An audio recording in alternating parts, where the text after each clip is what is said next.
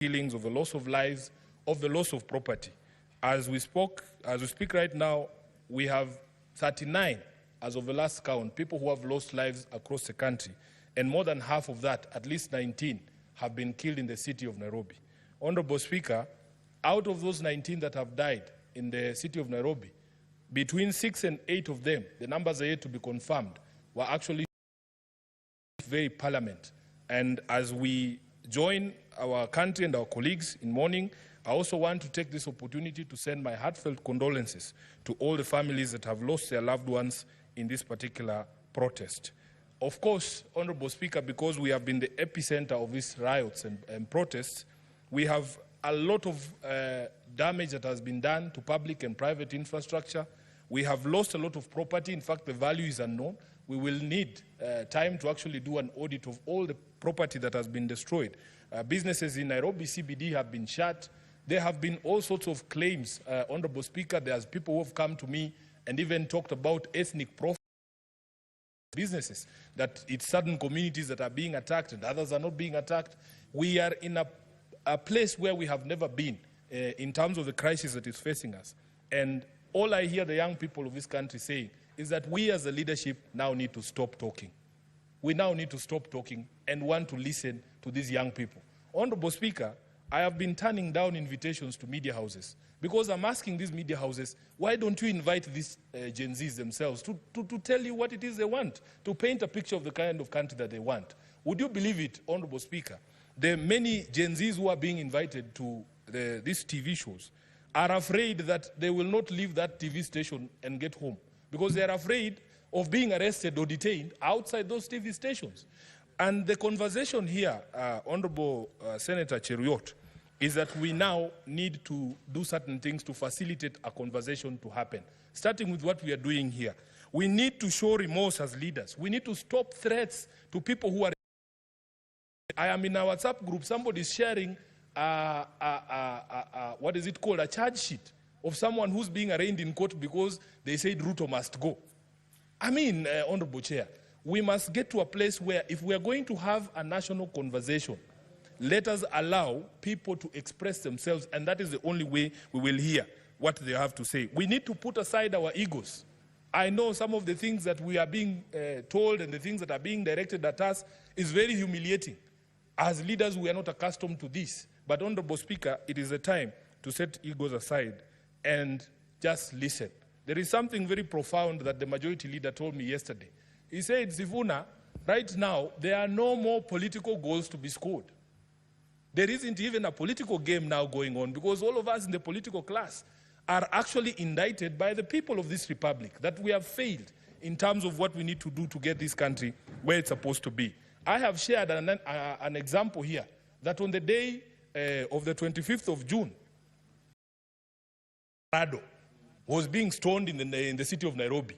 And by the way, although it is a car that is popular with members of parliament, very many Kenyans actually drive this car. It is one of the most ubiquitous cars in the streets of Nairobi.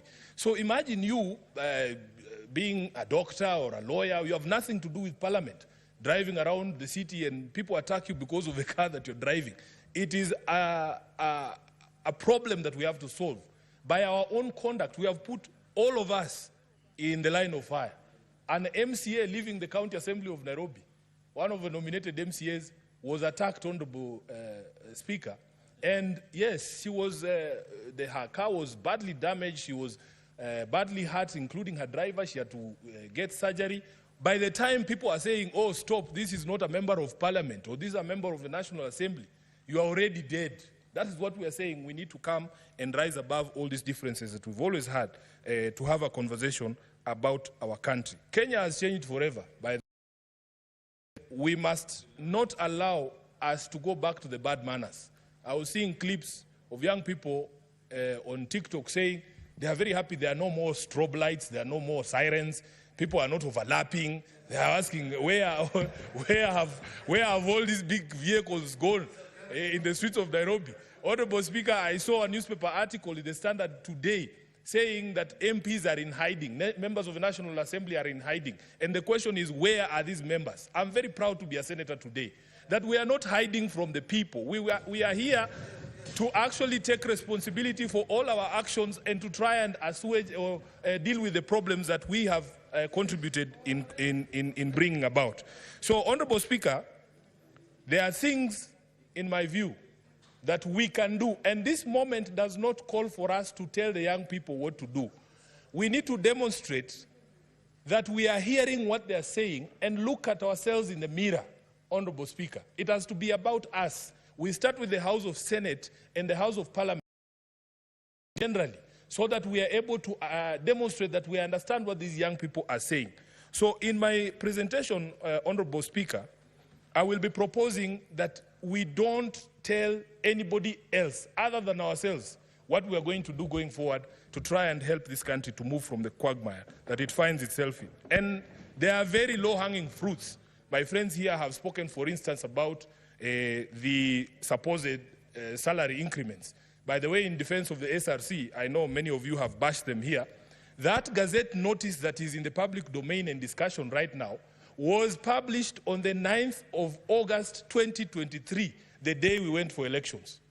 I am telling you, because it is supposed to be 2022, 9th of August 2022, because it's supposed to be that members of parliament, when you go for elections, people should know how much money you're going to make in advance. And the role of setting salaries was removed from us. The public still thinks that Sifuna has the power to increase his own salary. I do not have that power. That power is in a constitutional commission called the SRC. Honorable Speaker, what we need to do, and I'm very happy my colleagues who have gone before me have said it, in all honesty, nobody asked for that increment. Nobody that I know. Personally, I never asked for that increment of 14,000 shillings. Tone deaf if we're going to insist that we get that increment this particular year or next year, when the economy is in the doldrums, when many Kenyans have nothing to put on the table. So I also support the proposal by members who have spoken before me that we formally resolve that we as the Senate are not interested in any additional salaries this particular financial year. Number two, Honorable Speaker, we need to relook at our budgets in this House, and see where we can make major concessions and cuts for members of the public to feel that we are actually lessening the burden and not increasing the burden. And I want to give a personal example, and you'll forgive me if I'm giving out house secrets. Honorable Chair, when I became the Deputy Minority Whip, I was allocated a vehicle, a GK vehicle. On the first day that I used that car to go home, I passed through the expressway. I was shocked, Honorable Speaker, at the amount of money that is on my ETC card for my parliamentary car. As of this morning, when I used that same car to come here, there is 377,000 Kenyan shillings on my ETC. There is 377,000 Kenyan ETC of the vehicle that have been given by Parliament. It does not make sense.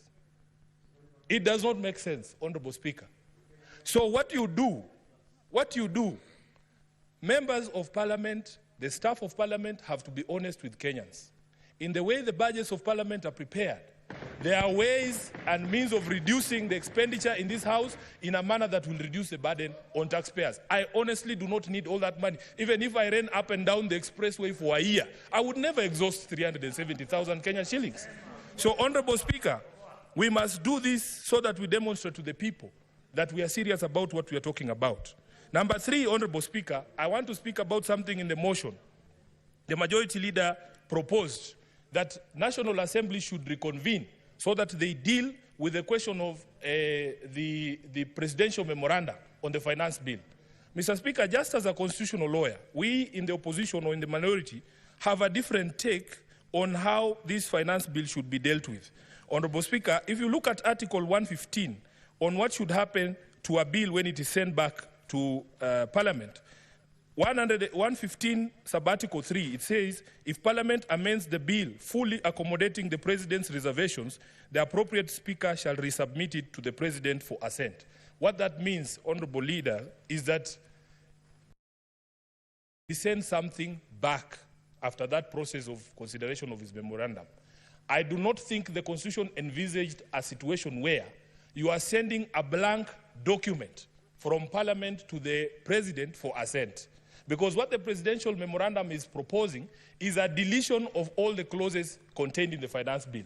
So you will have an empty piece of paper. It will have nothing on it. Then you are sending it back to the President for assent. What is he assenting to? So the proposal that has come from Honorable Tiende Amolo, for us, makes a bit more sense. That you allow there to be a bill that is introduced to repeal the finance bill as was passed. Because in the language of Article 115, we do not think that it can be done the way that it is being proposed. So, Honorable Speaker, another thing that we can do, let there be a public pronouncement from the head of state that we are going to stop these arrests, these abductions that have been ongoing, free everyone who's been arrested because of this protest, as the majority leader said, honor our dead and the people who are still in hospitals. There is opulence and corruption and the corrupting influence of money in politics. Honorable Majority Leader, when you spoke about that, I was very happy because we have to have a conversation. I was at a conference at one place and somebody was saying how it has become expensive to join politics. And I said it is actually used as a scare tactic to scare away people from political participation. If a young man hears that for you to become the Senator of Nairobi, you need 70 million shillings or 100 million shillings, where do you think that person will never participate in elections? Where are we supposed to get this money? We want the young people to understand that they have demonstrated to this country that you in fact do not need the sort of resources that we are told you need for you to become a political player. Honorable Speaker, there's this question of a ban on harambes. As a lawyer, I am aware there is already legislation that tries to limit participation of political players in harambes, but is limited to the last few months. I think it's, is it 6 months or 9 months to the election? What we should be doing, we should be saying, because now it has become culture that immediately after elections anyway, after you are sworn in, your opponent is already on the ground saying Sifuna must go.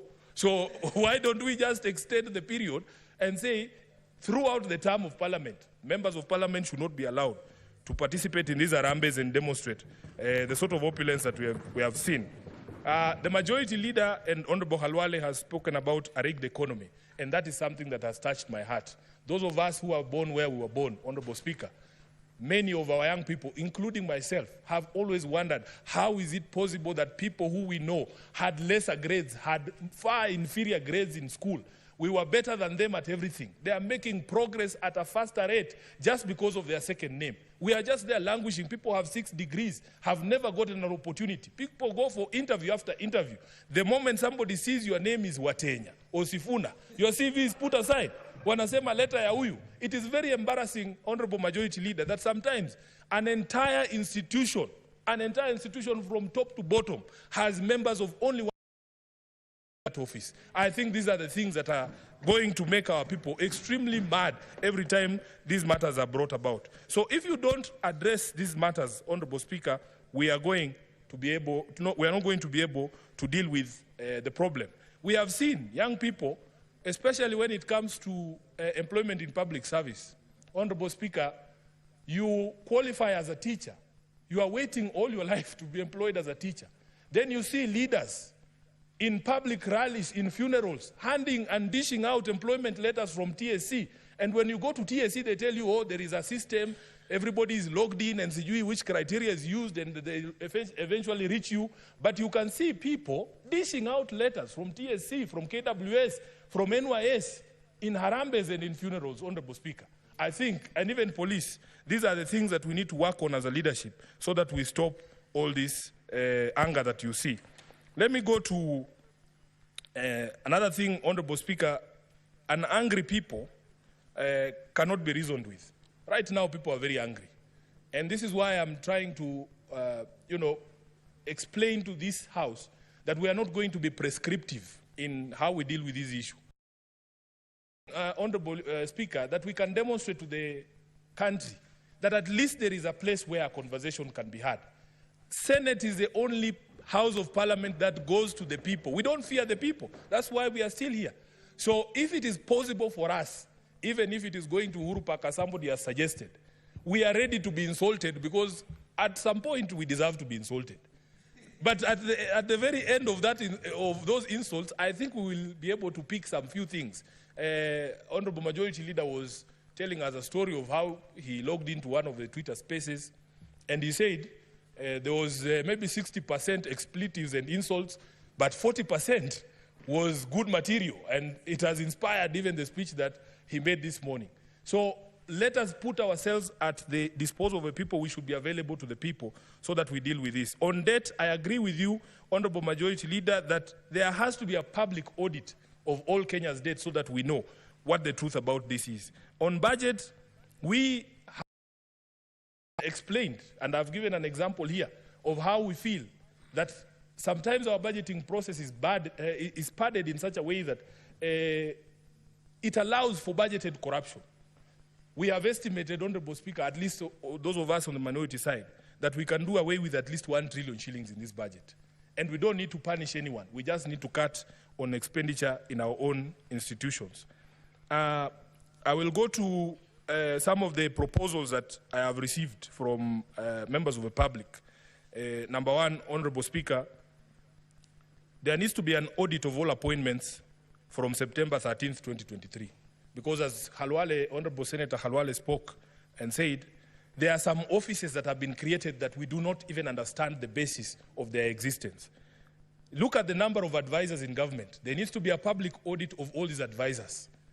And tell Kenyans why it is okay for one office of the advisor on the economic matters, Honorable Halwale, to have more money for travel than 9 committees of this House combined. It doesn't make any sense. So the specter of personal assistance in government, we need a public audit of that. There was another office that was created, and this one you'll forgive me, Majority Leader, of faith intercessors. We need a public audit of who are these people and why are they earning public money. Honorable Speaker, I had occasion to see one business card of one of those faith intercessors. It was the most powerful business card I have ever seen in my life. Honorable Speaker, you have spoken about the office of the First Lady, and I am happy that the President himself took a first initial step to say that office will cease existing from, I think he said, Monday of this week. It had 285 employees. I am telling you. The Deputy President, the wife of the Deputy President's office, 100 employees. Honorable Speaker, we cannot continue like this. Then there is a specter of retreats. And this one, we are all guilty as members of this House. We need to look at our retreats, whether the retreats we are taking are necessary, whether these meetings cannot be had here, whether those resolutions cannot be. And then in the independent commissions, in the ministries and in corporations, I was just being told that there actually also exist fake retreats.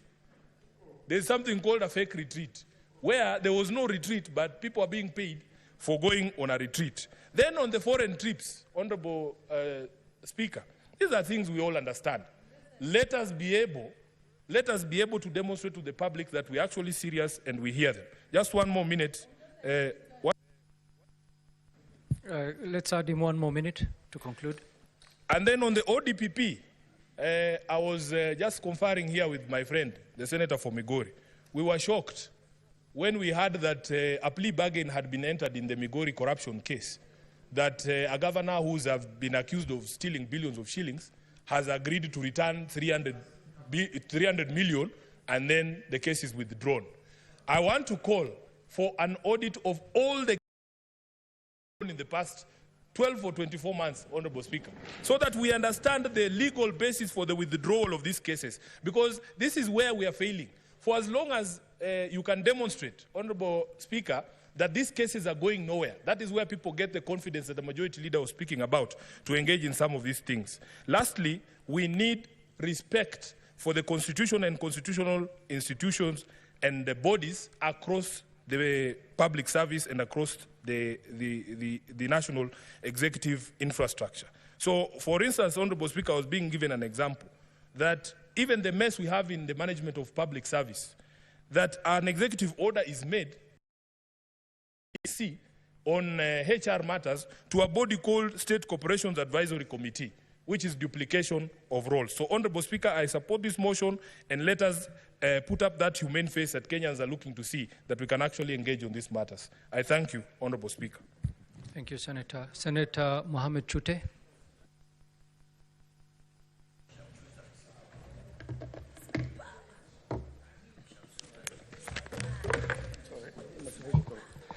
Thank you very much, Honorable Speaker.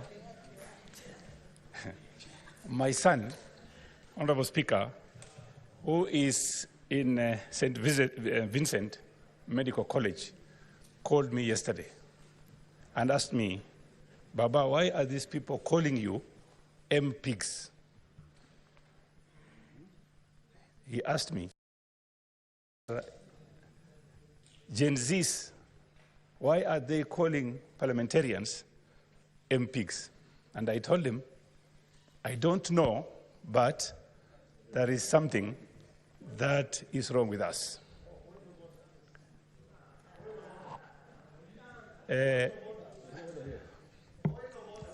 Honorable Speaker, in support of this motion, let me say a few things. Senator Osotsi, what's your point of order?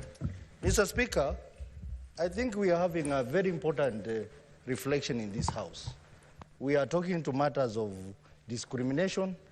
We are talking to matter of unethical.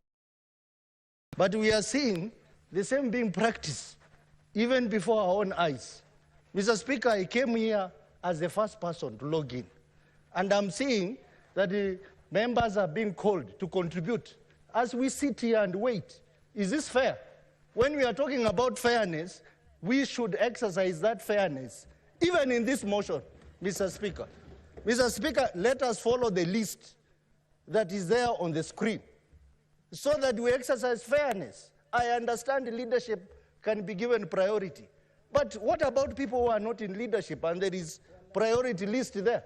Let us follow the list, Mr. Speaker, so that we demonstrate to Kenyans that indeed we are talking about fairness.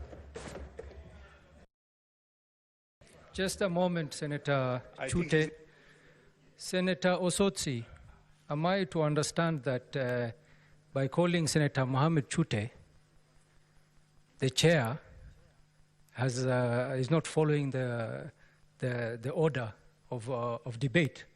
Because the speaker just before Senator Chute was Senator Sifuna, and he's in the leadership. And every institution, the reason why Senator Cherargei was given an opportunity was because he was next in the list, and Senator Lelengwe, who is in leadership, was not on the list. And the order of this House is that if one speaker on this side speaks, I have to give an opportunity to speakers on the other side. Senator Osotsi. And I've actually had, you know very well that your colleague, Senator Beatrice Ogola, who is the next speaker, made a special request because she is traveling. The chair has to listen to such pleas from members from time to time so that we can accommodate for them. So there is no way, Senator Osotsi, you can stand on the floor of this House and accuse the chair of being unfair.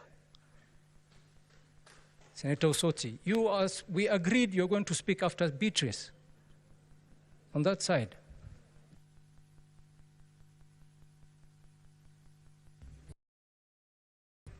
Thank you, Honorable Speaker. I hope my friend Osotsi is not complaining about me because I was definitely ahead of him. Thank you very much, Honorable Speaker. I was talking about Gen Zs. And let me take this opportunity to thank our majority leader and the minority leader. You've done something extremely, what I've never thought of, that you fought, you talked, and you represented this country, not your parties, not an individual interest. Thank you very much, and may God bless you. Having said that, Honorable Speaker, we have a problem. And the problem facing this country is huge. And Gen Zs are asking for a solution. They are not asking for discussion. What is a solution? Honorable Speaker, first of all, what is important is this. When the President discussed this issue of the finance bill, I know his intentions were very good, but the problem was communication. It was not communicated well, and that is why we are facing the problem we are facing today. Honorable Speaker, our problem is not the issue of finance bill only. This country is rotten to the core. What is our problem? Problem is excesses, number one. You will find a minister or an MP who is well connected, goes to Harambee and contributes 20 million shillings. And he starts with 5 million. One club, 5 million. Second club, 6 million. 7, 8 million. 9, 10 million. And then 20 million.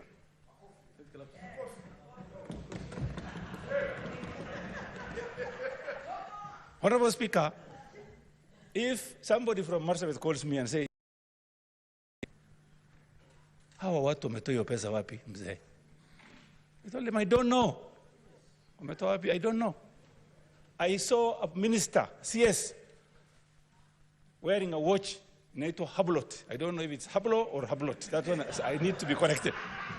Costing 3.2 million shillings. If you look at his belt, 500,000 shillings. His shoes, 680,000 shillings. The suit, almost 1.2 million. 6 million shillings.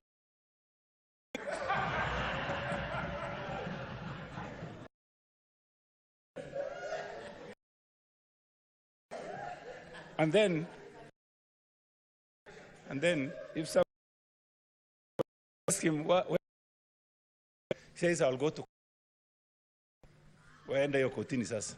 Gen Zs have brought these issues, and we are going to face it head on. Honorable Speaker, if we want to stop corruption and excesses, we must start from the counties.